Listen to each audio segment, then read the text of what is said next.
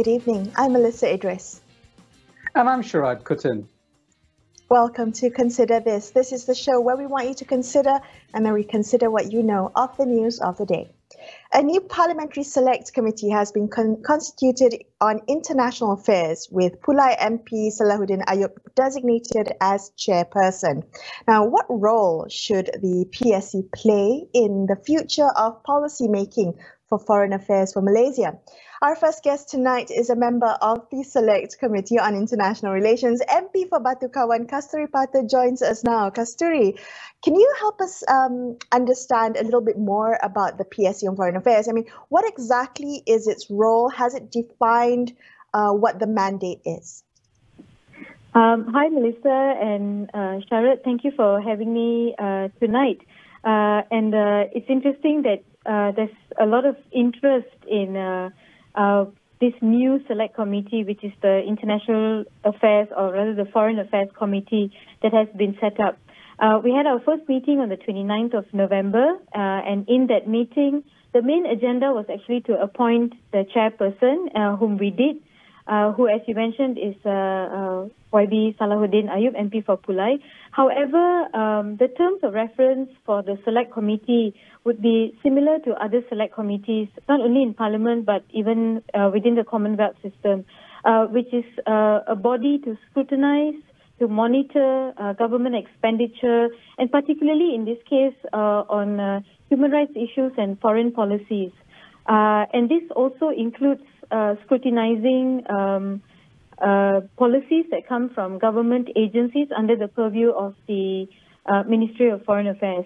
So I believe that even though it is a new select committee that has been set up in Parliament, it is an extremely important one, given that we are moving towards a scenario of being more and more borderless, and therefore having a select committee to look into the government's plan for human rights, especially with Malaysia being a member in the UN Human Rights Council, and also to map out our trade, bilateral ties and foreign policies, and our stand on important issues in ASEAN and also in the Commonwealth and in the world as well. So we've not actually... Kasturi, before we get into the question of human rights and also trade, and sometimes we see a conflict with positions taken on those two dimensions of foreign policy. But could you tell us a little bit about the composition of the Select Committee and the kind of differences perhaps of worldviews that might be there in the committee? Okay. We have 8 members in the Select Committee, 3 from Pakatan Harapan and 5 from Perikatan Nasional. And MPs in this Select Committee for Foreign Affairs and International Affairs, if you want to call it, come from the DAP, Amanah, PKR, from PAS, from GPS, from UMNO, and also from Warisan. So we have quite balanced membership in this select committee, representing Sabah and Sarawak, representing the Peninsula, representing parties, gender as well, and political affiliations. So in the first meeting, we did do a little bit of housekeeping of what we hope and aspired the select committee to move on or to work on, and one of it was a proposal that we have a briefing by ISIS, not the bad ISIS, but the good ISIS, which is the Institute of Strategic and International Studies, and then hopefully with Wisma Putra, and we can move on to Suhakam and other agencies as well. Because I think before we want to map out or talk about the direction, what is it we want to do, action plan, etc., right. It's important to know where we stand and to look at reports presented by institutes and also by government agencies, and then we'll be able to identify what are the critical issues, what are the issues that need immediate attention or a reaction from the select committee, right. And what can be then, categorized as part 2, part 3, etc.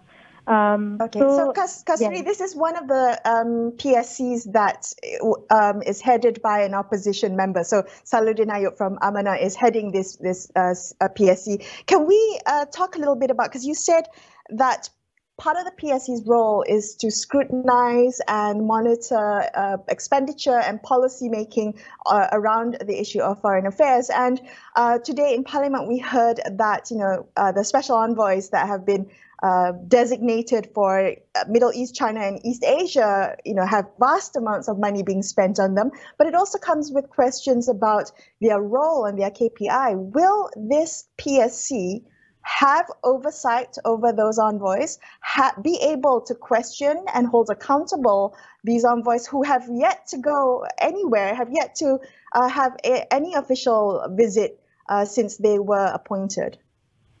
I would like to see the Select Committee having more bite than bark when it comes to inquiring about this sort of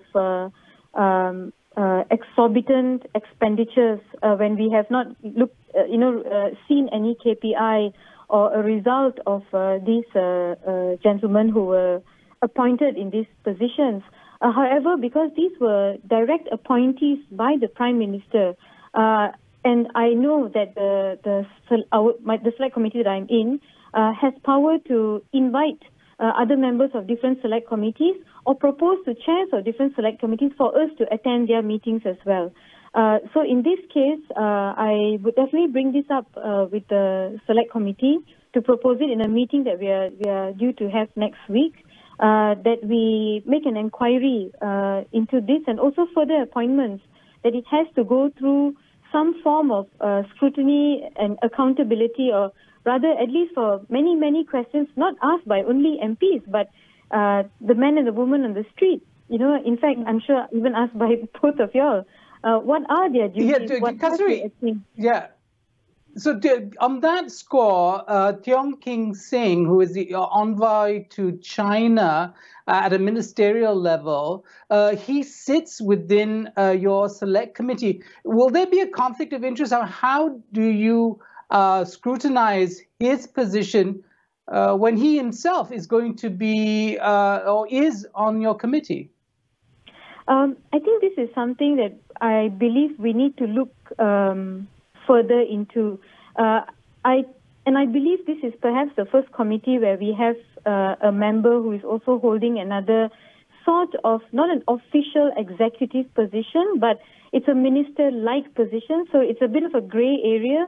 But I do believe there could be elements of conflict of interest, particularly if, the subject of China comes up. So I think this is something we need to look into. But we also have the MP for Beaufort, who is in this Select Committee. And the thing is, the MP of Beaufort is also sitting in the Public Accounts Committee. And they meet every day in Parliament and even outside the Parliament calendar. So I think perhaps there will be a question of how well can these MPs or members in the Select Committee perform if they cannot be there because they have other duties to fulfill or they have no interest, etc. So I think this is something that we need to speak or address in the coming meeting and in the meetings to come. Right. Thank you so much. Batu Kawan MP Kasturi Patu there. We're going to take a quick break here and consider this. We will be back with more. Stay tuned.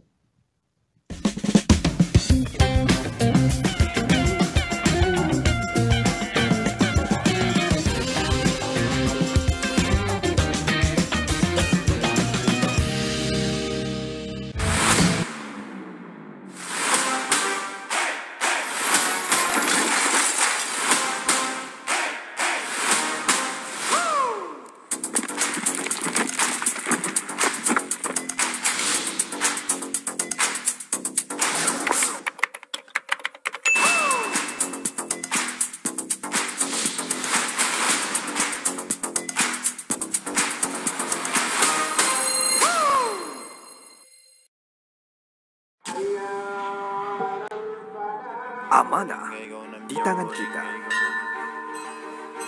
Adat, budaya dan semangat menjadi kesinambungan perpaduan tanah air yang tercinta. berteraskan adab yang terpahat di jiwa dan raga. Marilah bersama kita membina negara Malaysia. Semua yang terjadi adalah berita, tetapi tiada siapa yang boleh bawakan yang terkini dan tergempar seperti kami. Dilihat hanya memberi wang tanpa matlamat yang tepat. Dia tidak melakukan apa-apa kesalahan. Untuk mendapatkan jawapan yang bermakna, kita perlu soalan yang tepat. Amat sedih dengan apa yang berlaku ke atas. Tiada ruang untuk berita palsu. Negara kita telah merekodkan kes harian baru sebanyak hanya fakta yang diberikan. Amat penting untuk meneruskan perjuangan negara melawan pandemik ini. Sentiasa memastikan suara anda, suara rakyat didengari. Kenapa? Membawakan apa yang penting di mana sahaja anda berada. Kerana kita hendak putuskan rantaian jangkitan. Belanjawan dan pendekatan bertemakan survival ini secara keseluruhan. Teruskan bersama kami, Astro AWANI, saluran berita yang paling dipercayai rakyat Malaysia.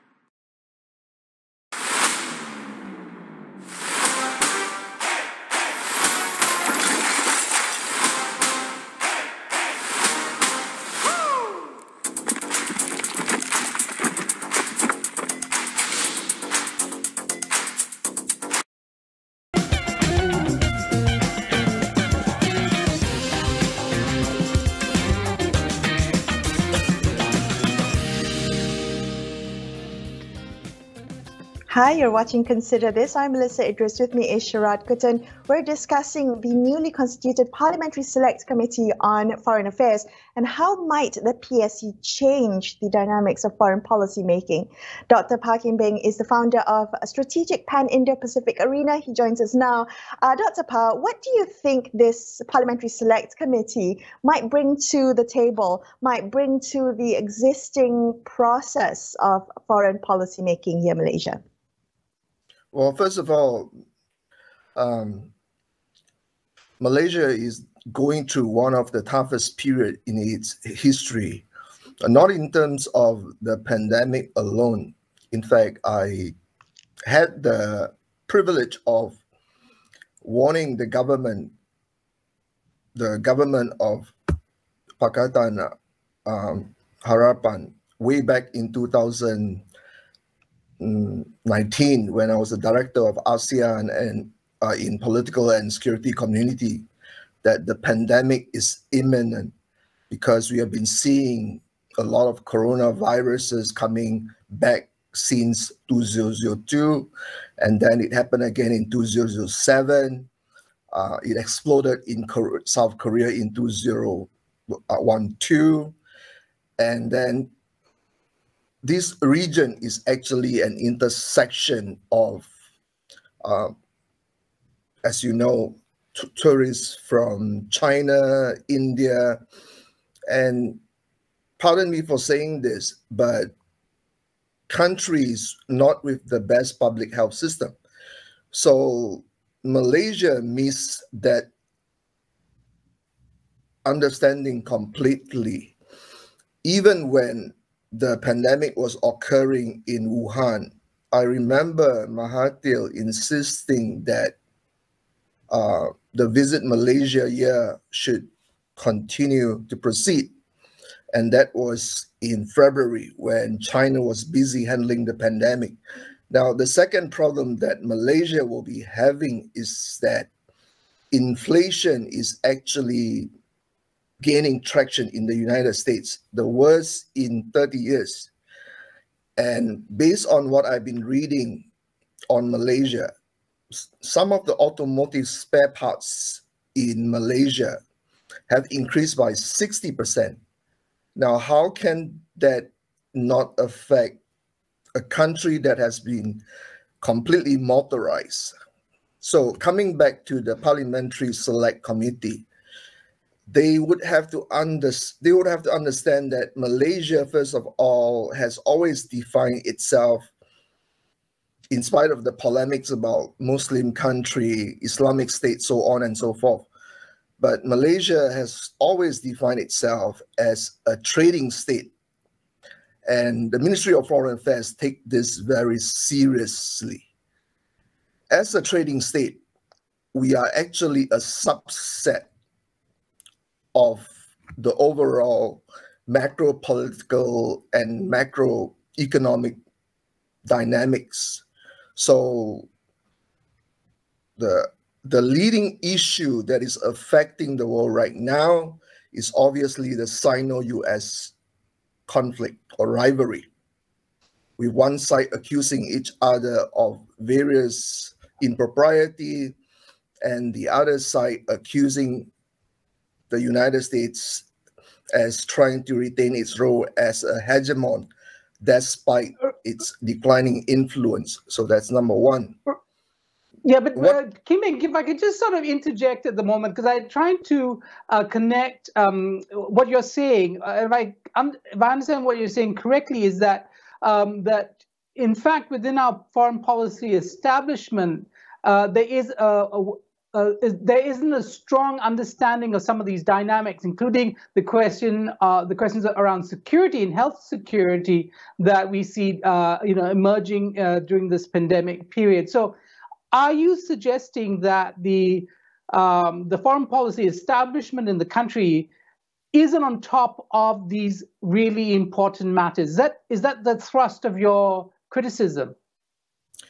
I wouldn't call it a criticism per se. I would characterize it as constructive suggestion, because the Parliamentary Select Committee would have to have the ability to listen to what strategic analysts with experience in regional organization.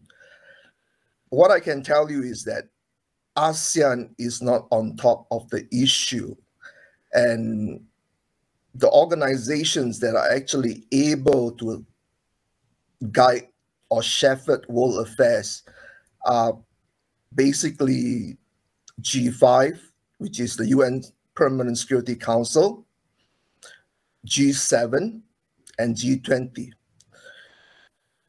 We can only be a member of G20 via our membership in ASEAN.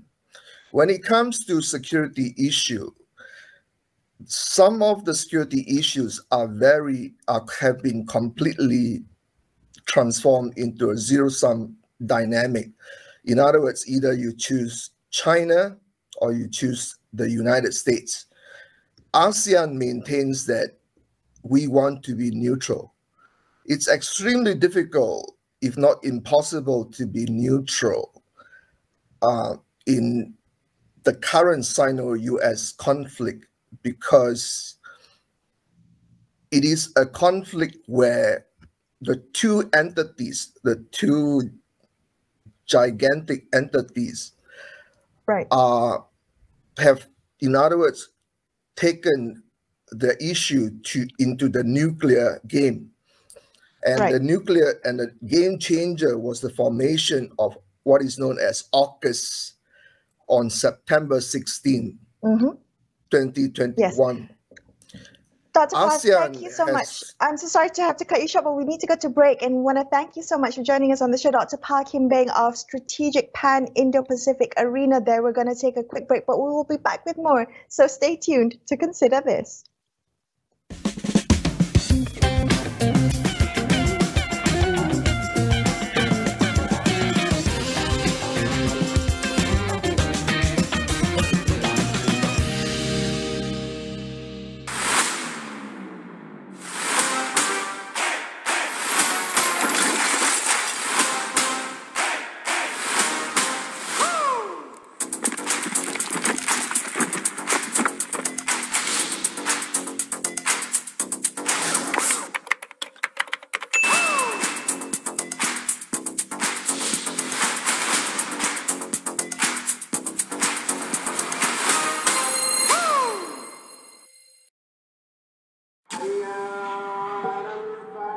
Amanah di tangan kita.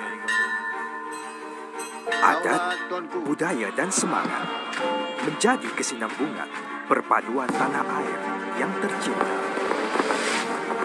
berteraskan adab yang terpahat di jiwa dan raga. Marilah bersama kita membina negara Malaysia. Semua yang terjadi adalah berita, tetapi tiada siapa yang boleh bawakan yang terkini dan tergempar seperti kami. Dilihat hanya memberi wang tanpa matlamat yang tepat. Dia tidak melakukan apa-apa kesalahan. Untuk mendapatkan jawapan yang bermakna, kita perlu soalan yang tepat. Amat sedih dengan apa yang berlaku ke atas. Tiada ruang untuk berita palsu. Negara kita telah merekodkan kes harian baru sebanyak hanya fakta yang diberikan. Amat penting untuk meneruskan perjuangan negara melawan pandemik ini. Sentiasa memastikan suara anda, suara rakyat didengari.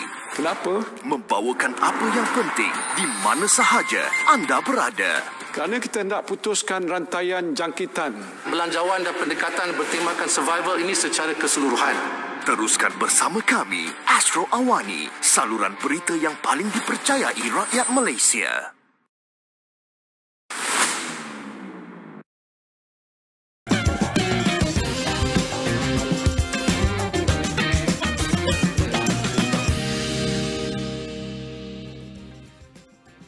Thank you so much for staying with Shrad and I on Consider This. Joining us now is political analyst Isan. He's a senior fellow at the Singapore Institute of International Affairs. Isan, tonight we're talking about the newly constituted Parliamentary Select Committee on Foreign Affairs.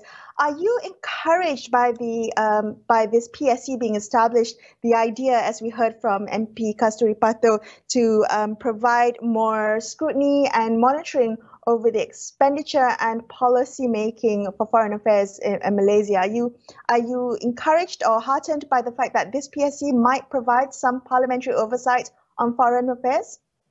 Well, of course, I think this is a very timely move. Malaysia is, of course, one of the major countries in the world in terms of foreign trade.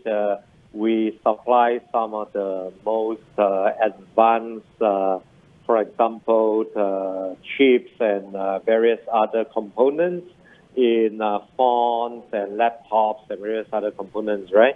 So it is very timely for us indeed to take a serious look at our international affairs as well as our foreign affairs. So just like the U.S. Congress involved their Senate as well as their House of Representatives, their committee on foreign affairs, we as one of the more important countries in terms of international trade should of course at our legislature having such a wonderful committee in terms of foreign affairs, in terms of international affairs, such that we could be more cognizant, of course, of our international dealings with other countries. Yes.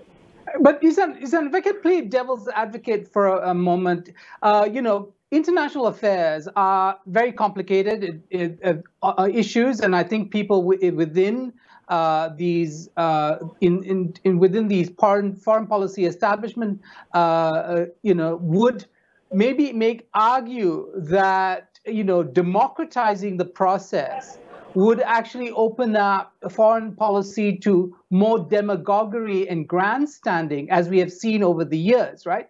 Malaysian politicians using the Palestinian cause or the Rohingya cause, so on and so forth, to basically gain political capital rather than clarifying Malaysia's position. Do you think that it's possible that this will actually just complicate the complex negotiations that Malaysia has to enter into, because it's a small to middling size country faced with enormous challenges, including the rise of China? Well, on the one hand, of course, it will be a learning process for our parliamentarians. For example, our YB Kasturi, whose father I'm a huge admirer of. But of course, at some point, just like in the United States, foreign policy is not only the prerogative of the administrative or the executive branch of the government. It should also properly be part and parcel of the legislative branch of the country. Yes, we might have all the demagoguery as well as some of those who will be more populist-minded, but it's a learning process for all of us.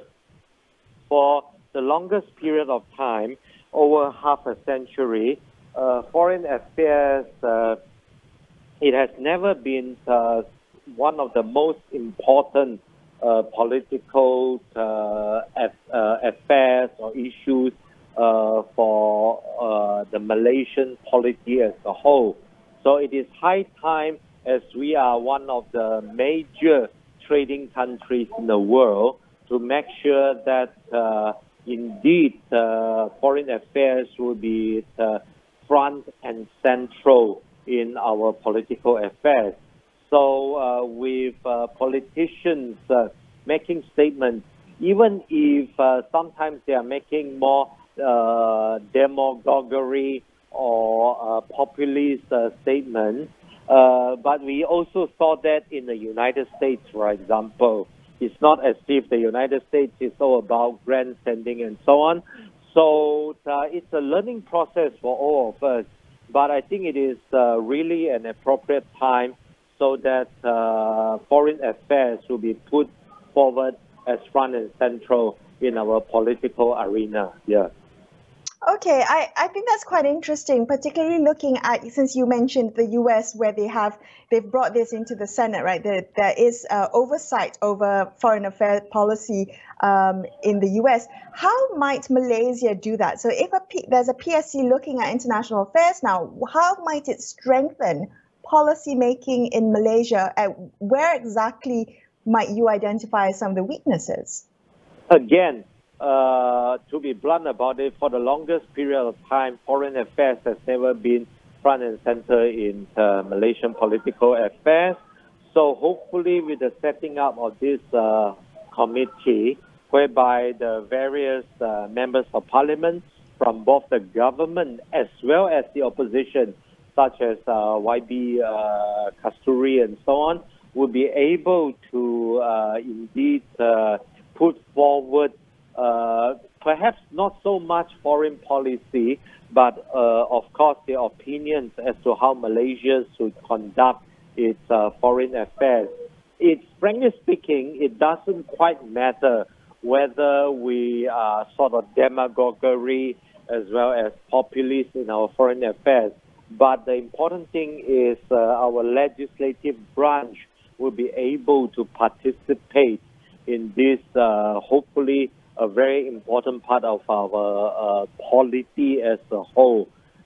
I mean, for the longest period of time, it is very unseemly, in my humble opinion, that as a major trading partner, not only the region but in the world, we have not put foreign policy as front and central in our overall polity. Instead, we are engrossed in all these internal political fightings and so on. Yeah.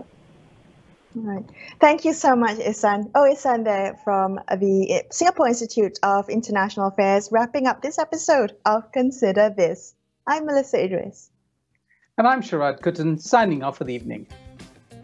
Thank you so much for watching, and good night.